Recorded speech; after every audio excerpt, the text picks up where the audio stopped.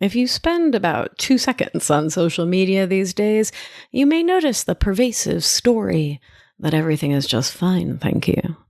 The cheer squad of folks in the wellness world encouraging you to have hashtag positive vibes only and to find gratitude and positivity at every turn. Now, don't get me wrong, I love positivity and positive thinking, but unless we're being realistic and acknowledging and holding space for the pain and the hurt and the challenges of life, we're not being honest with ourselves or the world. Have you ever heard yourself say, "Who am I to complain?" Have you ever held back from sharing the truth of your hurting because you're worried someone will tell you to find the bright side, negating your sorrow? I sure have. If this is resonating, my darling love, you're going to want to keep listening. It's going to be a good one. You're listening to Feminist Wellness, the only podcast that combines functional medicine, life coaching, and feminism to teach smart women how to reclaim their power and restore their health. Here's your host, nurse practitioner, functional medicine expert, herbalist, and life coach, Victoria Albina. Hello, my love. I hope this finds you doing so well. And if you're not doing well, that's perfectly fine too. And it's today's topic, how perfectly perfect it is if you're not doing well, and how important it is to get real with that. In my own healing journey, I've come to recognize how often I used to pretend that everything was okay because it felt so scary to get real about what was not working. It felt safer in my mind and my body.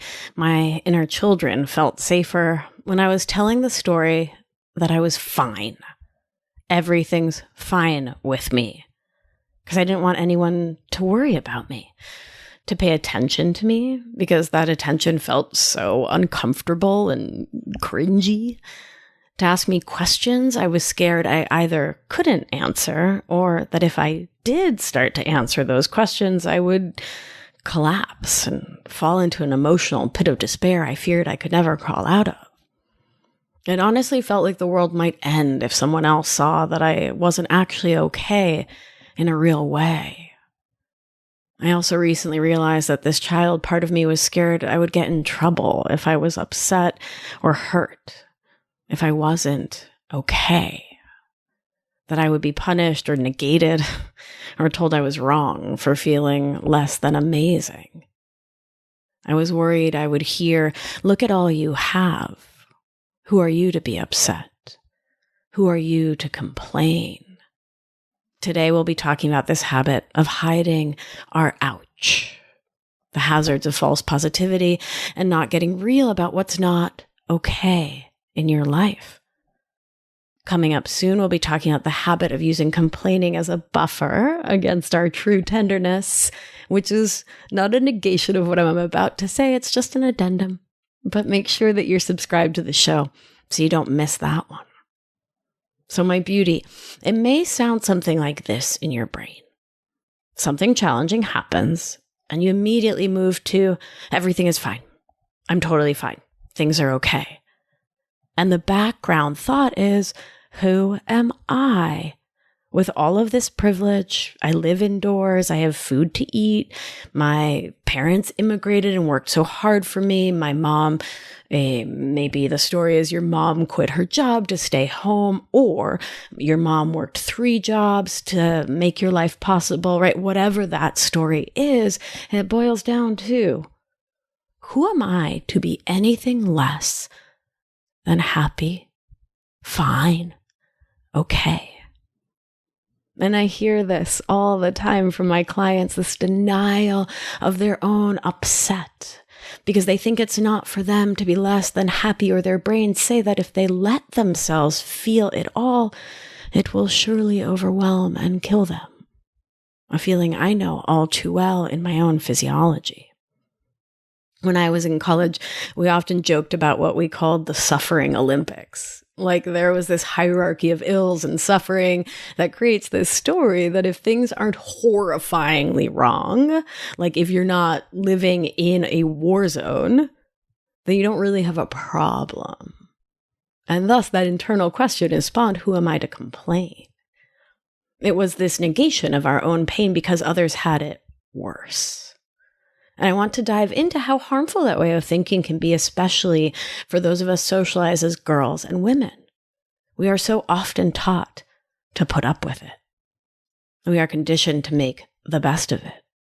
We are often taught to hold our feelings in, not to nag or whine or be needy, not to be a problem or a bother. So too, Black folks, BIPOC folks, queer folks are taught to go along to get along with the sexist comment, the homophobic comment, the subtle put down, the racist microaggression, not to make a fuss, not to be a bother, not to be seen as angry or a problem. I also see this framework so often in my immigrant clients. My parents did so much to come to this country for me. Who am I to complain? And it carries with it, often in the background, often unknown, right, in that subconscious, this survivor's guilt of having gotten out of or been brought as a child out of actually dangerous, actually really scary situations to live in comfort, to live with running water. Who am I to complain? And for those of us with a history of codependent, people-pleasing, and perfectionist thinking, we can be really great at avoiding the challenging feelings, like sadness, disappointment, and anger, because we have this deep fear that if we show others we aren't okay, then they won't be okay. And that is dangerous for us. Because our worldview sounds like, if everyone else isn't okay, I am not okay. So we sugarcoat our pain and try to minimize it when we are the one suffering deep inside. In perfectionist thinking, we hide our success and our hardships because we are so scared of being a failure and because we fear someone else telling us that we're wrong, criticizing us. So we hide our achievements and our pain. My darling, darling love, just because someone else told you that your pain doesn't matter doesn't mean you have to believe them. Let me say that again. Just because someone else told you that your pain doesn't matter does not mean you have to believe them. Your child self may have believed them, totally, but adult you doesn't have to. You don't have to borrow that thought, believe that thought, live as though that thought is real, because it's just not. Your pain matters because it does, and you get to be honest and real with yourself about it. With the truest, deepest love for you, I will say this. False positivity, pretending everything is okay, is BSing yourself. It's not honest. It's not kind to yourself or anyone else. It hurts you deeply, and it's not conducive to you living with true intention, which we talked about in episode 84. As always, I will say this too. This habit of pretending you're okay, of reaching for the false positivity and trying not to upset anyone else by admitting that you're hurt or upset yourself, is your beautiful, loving brain trying to protect you. It doesn't want you to feel bad, and that's loving and protective. I hope you can hear and see that. Maybe you grew up in a situation where showing challenging emotions was not welcome. Maybe that's the safest thing for your inner child who, let's face it, was stuck with whatever the circumstances were in your family of origin, in your culture, your society, facing whatever systems of oppression you grew up surviving and managing. The safest thing for that little one was to make the best of things and to act like everything was okay, even when it wasn't. So what's the problem here? Isn't it better to act positive than to wallow in negativity? I mean, well, sure, unless you're lying to yourself. So often our brains tell us stories, effectively lies, Untruths like, I'm not good enough. Who am I to ask for help? I'll never measure up. My business won't succeed. I'm unlovable. Stories that we are not worthy, that keep us from doing what we know and want for ourselves. And eventually, this can lead to an overall sense of apathy about our own lives when we don't feel the internal locus of control to choose our thoughts in the face of the stories our brains have been conditioned to tell. And when we strengthen the story that our pain and hurts don't matter and aren't worth voicing, especially if voicing your ouch in childhood led to negation of your pain, being told not to complain, hearing the old suck it up buttercup or stiff upper lip narrative. If you knew in your brilliance that you wouldn't get heard, validated, cared for, loved, or that you would get punished for complaining, told you have a roof over your head, food on your plate, no reason to complain when others have it so bad. That apathy, that lack of ownership makes sense. And what happens when we play along with this who am I to be complaining narrative in attempting to push our struggles down and away is that we multiply the problem. We make it all so much worse by pretending we aren't hurt because the hurt doesn't go away, and we block ourselves from finding solutions. When you tell yourself it's not okay to own what's going on for you, you cannot work to change it. I say this one all the time, and I will say it again. You can't heal what you can't feel, my darling. In contrast, when you are committed to living with intention, that includes pausing and recognizing the habitual thoughts that keep you out of intentional living. It means telling yourself the truth about what you're feeling, acknowledging the truth of your feels, and having a range of emotions is beautiful and so vital for our wellness. As long as you are pretending everything is okay when it's not, you are not being honest with yourself. And that leads to trying to push the challenging or difficult feelings away through buffering, which we talked about in episode 14. And buffering is the habit of attempting to not feel your feels by doing something, anything, to distract yourself from dealing with it. Like watching TV or drinking or eating or smoking or exercising or gossiping as a way of unintentionally or unconsciously attempting to make the challenging things go away through avoidance. And while I'm never demonizing any behavior, the choice to use those behaviors as a buffer to try to not feel a thing does not serve us in the long run. And when we are buffering, we cannot show up for ourselves and the people we love in the ways we want to. One of the most common ways this fear of owning our pain shows up for my clients, and showed up for me like so big, is in taking on the fixer role, which we talked about in episode 71. If it's not okay for you to acknowledge the hard stuff, you're going to want to fix the pain and struggles and worries of everyone else in your world, to try to take tons of actions to make their pain go away because you're so uncomfortable with your own pain, versus giving the people you love space to feel all of their feels, including feeling really shitty. Because feeling like crap is a normal, natural, and important part of being a human. It's so important to acknowledge the pain, my love, in ourselves and others, instead of attempting to push it down and away, instead of negating in others what was negated in you. My beauty, we all need room to have a bad day or a bad week or year. I'm looking at you, 2020. We need that room to acknowledge when things are not working for us.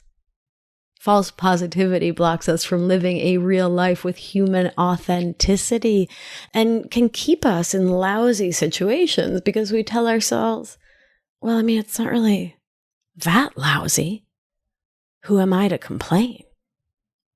I worked with a client who stayed in a 12-year relationship with someone who was chronically depressed and wasn't taking care of themselves, who wasn't showing up for my client or their relationship. And she stayed because she told herself it was fine enough and that it would change, right? If she just stuck around and worked harder, it would change. And that it was okay if her partner couldn't offer her the care or attention she wanted and needed, the interdependence, the reciprocity, the mutuality. But all of those things never came. You see, false positivity, putting lipstick on the old internal pig, often brings with it false hope. A story that if you suffer long enough, things will change. And I see this so often.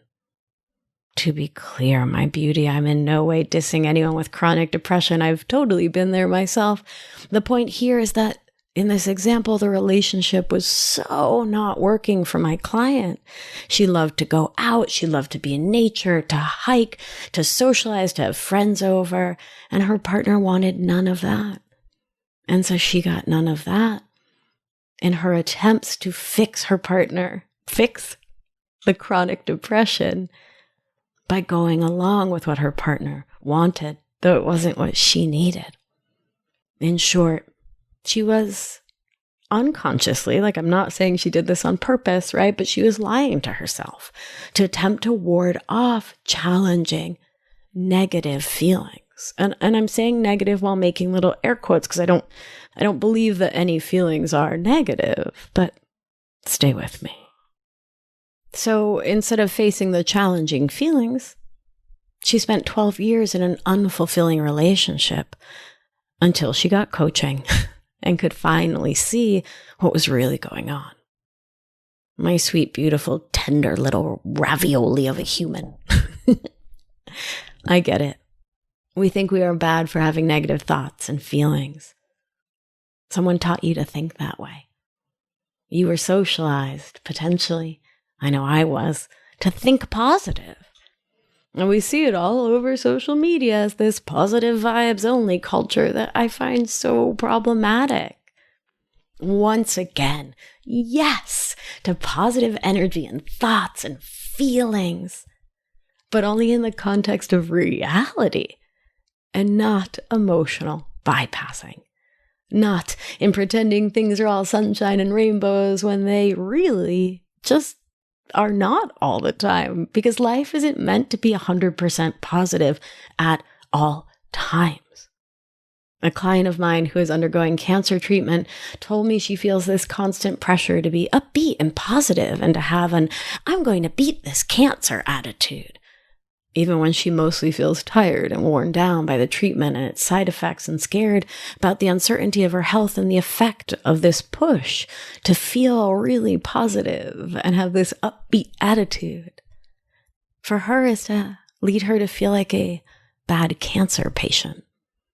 And those are her words, right? It makes me feel like a bad cancer patient. And like if she acknowledges the terribleness and doesn't get better, then somehow it's all her fault for not being positive enough. And that framework just sucks on so many levels. And we don't let ourselves feel the anger or other negative emotions. Those energies get trapped in your body. My nerds, when we are holding the anger, the disappointment, the hurt, the sorrow, the sadness at bay and not processing it through our bodies, not letting it out, we armor our human bodies against the pain, braced for the blow like a boxer in the ring, building up tension in our fascia, our muscles, leading to headaches, neck aches, jaw pain, belly aches, so much discomfort and stress. If the story in our mind is that everything has to be perfect or everything is completely effed, then we start to train our physiology to brace against something being bad because it's not okay for it to be bad, the story goes. Knowing we have no outlet because who am I to complain, we hold it all in where it festers and effectively poisons us. We live a life where we're always on alert and waiting for the other shoe to drop because we have learned to expect something bad to happen and that we won't let ourselves process that emotion through our bodies. We have come to correlate on this physiologic level something challenging, an internal pain of holding it in. But if you accept that lousy and terrible things happen, that they are just as much a part of life as beauty, then you actually don't have to fear any shoe dropping. You can begin to allow yourself to step into deep acceptance, which is, as always, so different from condoning whatever injustice or pain or bad thing is happening. It's simply accepting that that thing is real and happening so you can see where your own locus of control is. And it's often in your own mind. There's a reason that so many of us with codependent histories and ways of thinking have physical manifestations of our mental state. You can tell yourself, I hate my job, and I'm so lucky to have it. But you can only do that for so long before the tension builds up in your body and you end up collapsed, overwhelmed, exhausted. In my many years in primary care and functional medicine, I saw this time after time. Adrenal and digestive concerns from the chronic hypervigilance and thus chronic elevated cortisol of fighting against the realities of life. I know my own irritable bowel syndrome, IBS, small intestine bacterial overgrowth, SIBO, were worsened by stress because science, and by pretending everything is glorious or even just fine, thank you, when you're so often really suffering, is a massive systemic biological stressor. Your mind, body, and spirit are not separate things, my love. You are one glorious animal with a mind, body, spirit that is in constant internal conversation, and trying to separate them out doesn't serve you. Just like disavowing your need to see what there is to complain about also does not serve you. And false positivity doesn't just take a toll on your mind, body. It impacts the depth of your joy. If you do not allow yourself to feel the challenging things, you can't see or feel the real positivity in life. It's okay for things to feel terrible. That's real. That's human. That's important. You're going to have some lousy days, and you need to learn how to create space for those feelings for yourself and for others, to release your totally understandable desire to want to rush in, to buffer or fix or change things for yourself or others on the emotional plane. And note that, as always, I'm not talking about wanting to change political realities. Please rush in and change those, and I'll be right beside you at the protest. Right now, we're talking about wanting to change feelings instead of feeling them. What I want most for you and for me is a radical honesty and authenticity. The willingness to really acknowledge what you feel, to see how things really are, to let yourself know what you actually want, and to know that you deserve those things. False positivity keeps us from looking at our habitual thoughts and then circumstances in our life that may not serve us because they're all sugar-coated and shiny. I know, don't I know, that looking at your own habitual thoughts is challenging and hard. I do it every day. But it's among the most important work you can do to move towards living the life you actually want.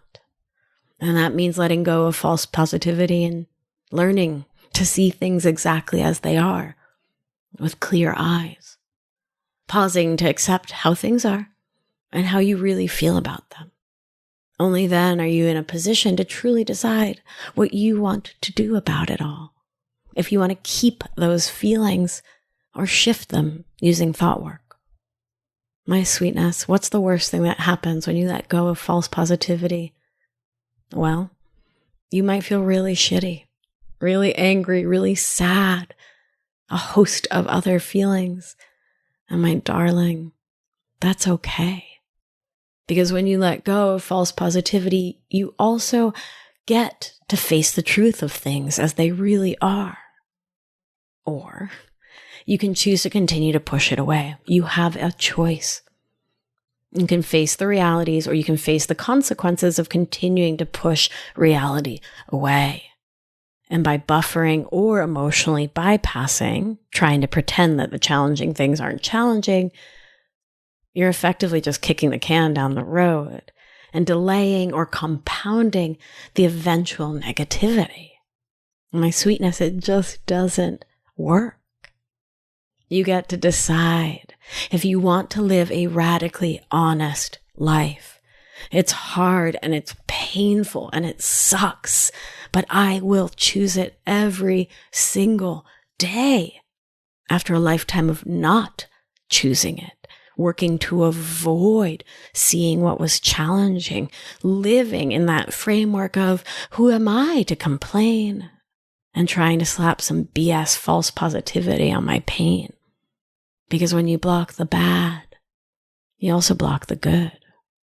There is no shadow without light, but there is also no light without shadow. And I'll invite you, my beautiful love, to let the light in.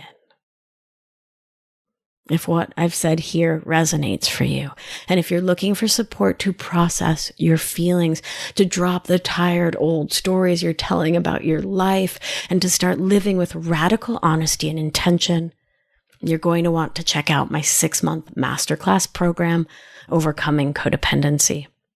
We're starting up again in early 2021, and I'd be so delighted to have you join us. Head on over to victoriaalbina.com/masterclass. Read all about it, learn about it, see if it resonates for you. Fill out the quick form there, and my team will be in touch to get you on my schedule. Let's talk all about it. I would love to support you to live your most intentional life in a truthful and honest way. All right, let's do what we do. Nice deep breath in and out. Remember, you are safe. You are held. You are loved. And when one of us heals, we help heal the world. Be well, my darling. Acknowledge when you're not, and I'll talk to you soon. Ciao. Thank you for listening to this week's episode of Feminist Wellness. If you like what you've heard, head to victoriaalbina.com to learn more.